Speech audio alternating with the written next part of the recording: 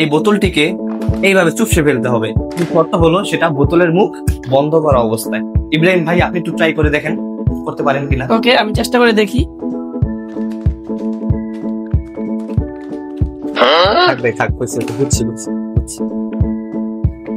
তো ইব্রাহিম ভাইয়ের মতো গায়ের জোর ব্যবহার না করে আমরা যদি কিছুটা বুদ্ধি আর ফিজিক্স ব্যবহার করি তাহলে দেখতে চান কি হয়।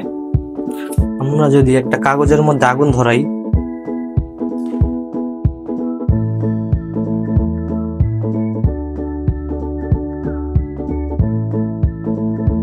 দেখতে পেলেন বোতলটি নিজে নিজে চুপসে গেল।